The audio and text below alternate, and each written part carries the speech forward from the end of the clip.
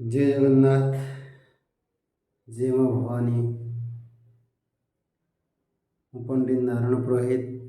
ଆଜିକା ମୋର୍ ଚ୍ୟାନେଲ୍ରେ କିଛି ମୁଇଁ ଛାଡ଼ୁଛେଁ ଯେନ୍ଟାକି ତାମାନେ ବିଭିନ୍ନ ଶିକ୍ଷଣୀୟ ଜିନିଷ, ଜ୍ୟୋତିଷ, ବିଭିନ୍ନ ସମସ୍ୟାର ଆଲୋଚନା ଏଥର ଗୋଟେ ଗୋଟେ ଷ୍ଟେପ୍ ଆମର୍ ଚ୍ୟାନେଲ୍ରେ ଛଡ଼ା ହେବା। ଆପଣମାନେ ନିଶ୍ଚିତ ଦେଖିବେ, ଜାଣିବେ, ଶିଖିବେ, ଲାଇକ୍ କରିବେ ଆଉ ସବସ୍କ୍ରାଇବ୍ କରିବେ। এটা ମୋର ଆପଣମାନଙ୍କୁ ଅନୁରୋଧ है। ତ ଆସନ୍ତା ଦୀପାବଳି ଆମେ କେନ୍ତିକିରି ମାନ୍ମା, କେନ୍ତା କଲେ ଆମର ସୁଖ ସମୃଦ୍ଧି ହେବା, ଆଉ ଦୀପାବଳିରେ ଆମେ କେନ୍ କେନ୍ ଭଗବାନଙ୍କୁ ପୂଜା କର୍ମା ଏ ବିଷୟରେ ଆମେ ଆଲୋଚନା କର୍ମା। ତ ଦୀପାବଳି ଦୀପ ଉତ୍ସବ, ତାକେ ଦୀପ ଉତ୍ସବ ମଧ୍ୟ କୁହାଯାଏସି। ତ ଦୀପାବଳି ଦିନ ଆମେ ମା ଲକ୍ଷ୍ମୀଙ୍କୁ ଆଉ ଗଣପତି ଭଗବାନଙ୍କୁ ପୂଜା କରୁ। ମାତା ଲକ୍ଷ୍ମୀ ହେଉଛନ୍ ଶ୍ରୀ ସମ୍ମାନର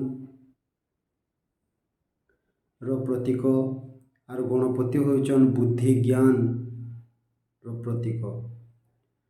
ତ ଗଣପତି ଆଉ ଲକ୍ଷ୍ମୀଙ୍କୁ ଉଭୟଙ୍କୁ ପୂଜା କରାଯାଏସି, କାରଣ ବିନା ବୁଦ୍ଧି ଆଉ ଜ୍ଞାନରେ ବି ତ ଲକ୍ଷ୍ମୀ ନାଇଁ ଆସନ୍। ତ ଗଣପତି ଆଉ ଲକ୍ଷ୍ମୀ ଉଭୟଙ୍କୁ ପୂଜା କରାଯାଏସି। ଏଇଟା ଆମେ କେନ୍ତିକିରି ପୂଜା କରାଯାଏସି ବି ଆମେ ଜାନ୍ମା। ଆଉ ଯେନ୍ମାନେ ତ ବିଭିନ୍ନ ବାଣିଜ୍ୟ କାର୍ଯ୍ୟ ଦୋକାନ ଦେଇଛନ୍, ବିଭିନ୍ନ ବାଣିଜ୍ୟ କାର୍ଯ୍ୟ କରୁଛନ୍, ତ ଇଟାକୁ ବେଷ୍ଟଲି ମୁଁ ଯେନ୍ ପ୍ରୋଜେକ୍ଟଟା ବତାମି ଏଇଟା ବେଷ୍ଟଲି ସେମାନେ କରବାର୍ କଥା ଆଉ ଘରେ ବି କରବାର୍ କଥା, ଯେନ୍ଟାକି ବିଭିନ୍ନ ସମସ୍ୟାର ସମାଧାନର ଲାଗି ବି ଘରେ ସୁଖ ସମୃଦ୍ଧି ନାଇଁ ହେବାର୍ କି ଇନକମ୍ ସୋର୍ସ ଯେତେ ହେଲେ ବି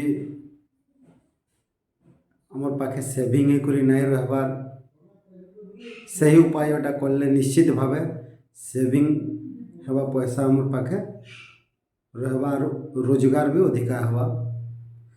তো আমি প্রথমে জানমা এই দীপাবলি কেন্তিকিরি উৎপন্ন হয়েছিল, কেন জায়গানু পহলা তামনে হয়েছিল দীপাবলি, সে বিষয়ে পহলা জানমা, তার মূল অংশকে পহলা জানমা। তো আমি आगे बुझी पार्मा जे दीपावली क्या हेले कराएसी। तो तार मूल अंश कण है। तो जेते बेले ऋषि दुर्वासा इंद्र को अभिशाप दे दिले जे स्वर्ग रे श्रीहीन हो जीवो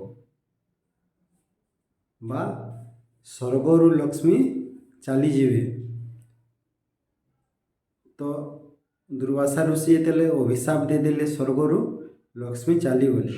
लक्ष्मी चलीगले जेहेतु स्वर्ग शून्य होगला, बिना लक्ष्मी रे सृष्टि शून्य। से तमें गोटे श्लोक भी अच्छे जे अहंकारी सृष्टि रूपाए ह्रींकारी प्रतिपालिका क्लींकारी कामरूपिण्य बीज रूपी नमस्तुते। एटा सप्तशती चंडी अच्छे कुंजिका स्तोत्र रे। तो से ही महालक्ष्मी, से ही सरस्वती, से ही चंडी, से ही ऐश्वर्य, से ही अर्थ, से ही ज्ञान।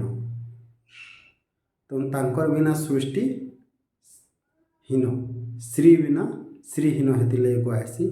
श्री बिना सबकिछि हीन है।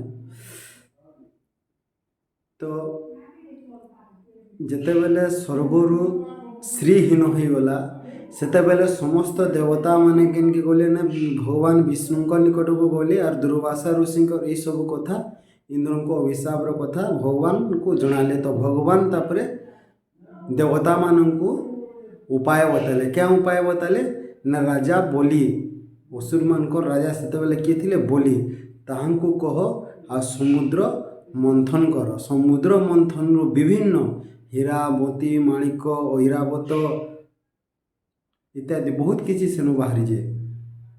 तो सेनु पुणी लक्ष्मी को तमे माने पाइब। तो ठीक देवता असुर मध्य समुद्र मंथन होता, आपण मैंने भी से विषय जानते। तो सही जगह ठीक कार्तिक मास अमावास्या तिथि रे माता लक्ष्मी उत्पन्न होते। तो ଦେବତାମାନେ ପୁଣି ଲକ୍ଷ୍ମୀଙ୍କୁ ଫେରି ପାଇଥିବା ହେତୁ ଭଗବାନଙ୍କର ଭକ୍ତ ଆଉ ଦେବତାମାନେ ଦୀପ ପ୍ରଜ୍ୱଳନ କରିଥିଲେ ଉତ୍ସାହର ପ୍ରତୀକ। ତ ଯେତେବେଳେ ଦେବତାମାନଙ୍କର ଦୁଃଖ ଆସିଥିଲା ସେତେବେଳେ ଦେବତାମାନେ କଷ୍ଟ କରିଥିଲେ, ଯେତେବେଳେ ସୁଖକୁ ଫେରି ପାଇଥିଲେ ସେତେବେଳେ ଦୀପ ପ୍ରଜ୍ୱଳନ କରିଥିଲେ। ଠିକ୍ ସେମିତି ଆଉ ଗୋଟେ ବି ମତ ଅଛି, ଯେତେବେଳେ ଭଗବାନ ରାମଚନ୍ଦ୍ର ରାବଣଙ୍କୁ ନିହତ କରି ବନବାସରୁ ଯେତେବେଳେ ଅଯୋଧ୍ୟାକୁ ଫେରିଥିଲେ ସେତେବେଳେ ଅଯୋଧ୍ୟାବାସୀ ନିଜର ସୁଖର ଦିନ ଫେରି ଆସିଲା ବୋଲି ଦୀପ ପ୍ରଜ୍ୱଳନ କରିଥିଲେ। ତ ପୂଜା କେନ୍ତିକିରି କର୍ମା ଇ ଜିନିଷ୍କେ ଆମେ ଦେଖ୍ମା। ତ ଯେନ୍ମାନଙ୍କର ବାଣିଜ୍ୟ କାରବାରରେ ହାନି ପହଞ୍ଚୁଛେ, ପଇସା ବୁଡ଼ି ରହିଛେ ନାଇଁ ବାହାରି ପାର୍ବାର୍ ବା ଘରେ ଅଶାନ୍ତି ଲାଗି ରହିଛେ, ଇ ପ୍ରଯୋଗ କରିବେ ଦୀପାବଳି ଦିନ ନିଶ୍ଚିତ ଭାବେ ସେମାନଙ୍କର ଉନ୍ନତି ହେବା।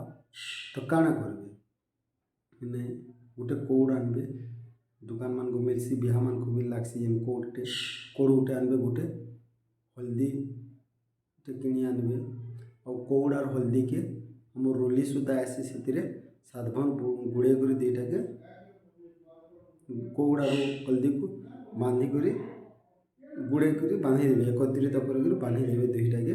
ତ ବାନ୍ଧି ସାରିଲା ପରେ କାଁ କରିବେ, ଗୋଟେ କୁମ୍ଭ ଆନବେ, ଗୋଟେ କୁମ୍ଭରେ ଅଲୁଆ ଚାଉଳ ଆଉ ହଳଦୀକେ ମିଶ୍ରିତ କରିକିରି ପୂର୍ଣ୍ଣ କରିବେ ଆର୍ ସେଟାକେ କାଁ କରିବେ ତାର୍ ଉପରେ ହଳଦୀ ଆଉ କଉଡ଼ ଆଉ ଗୋଟେ ଗୁଆଟେ ଥୁଇବେ ଆଉ ମା ଲକ୍ଷ୍ମୀଙ୍କୁ ପୂଜା କରିବେ।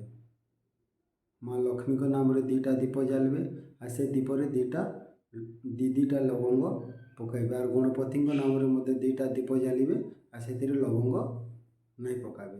ଆଉ ଗଣପତି ଭଗବାନ ଆଉ ଲକ୍ଷ୍ମୀ ଭଗବାନଙ୍କୁ ଏକତ୍ରିତ କରିକିରି ପୂଜା କରିବେ ଆଉ କିଛି ମିଷ୍ଟାନ୍ନ ଭୋଗ ମିଠା କିଛି ଭୋଗ ଲଗାବେ। ଆଉ ଶ୍ରୀ କର୍ପୂର ଗୋଟେ ଆଏସି ଦୋକାନମାନଙ୍କୁ, ଯେମିତି କର୍ପୂର ନେସି ଶ୍ରୀ କର୍ପୂର ଆଉ କର୍ପୂର ଅଲଗା ହେ, ଶ୍ରୀ କର୍ପୂର ଆଳତି ଦେବେ ମାତା ଲକ୍ଷ୍ମୀଙ୍କୁ, ବହୁତ ପ୍ରିୟ ତାଙ୍କୁ। ତ ଆଳତି ଦେଇ ସାରିଲା ପରେ ନିଜର ବାଞ୍ଛିତ ଫଳ ଯେଉଁ କରଜ ବୁଡ଼ି ରହିଛ କିମ୍ବା କାର ପଇସା ପତ୍ର ବୁଡ଼ି ରହିଛେ, ଉଧାରି ଦେଇ ନେଇଛନ୍ ନାଇଁ ପାଇବାର୍, ଘରରେ ସୁଖ ସମୃଦ୍ଧି ନାଇଁ ହେବାର୍, ତ ନିଶ୍ଚିତ ଭାବେ କରିବେ ଏଇ ପ୍ରଯୋଗ। ଆଉ ଏଇଟା ସବୁଥିରୁ ମନେ ରଖିବେ ଯେ ଇ ପୂର୍ଣ୍ଣ କୁମ୍ଭକେ ଆପଣମାନେ ବିସର୍ଜନ ନାଇଁ କରିବେ, ଆସନ୍ତା ଦୀପାବଳି ପୂର୍ବ ଦିନ ତାକେ ବିସର୍ଜନ କରିବେ, ଆର ଦିନ ପୁଣି ସେମିତି ପୂଜା କରିବେ ମାତା ଲକ୍ଷ୍ମୀଙ୍କୁ।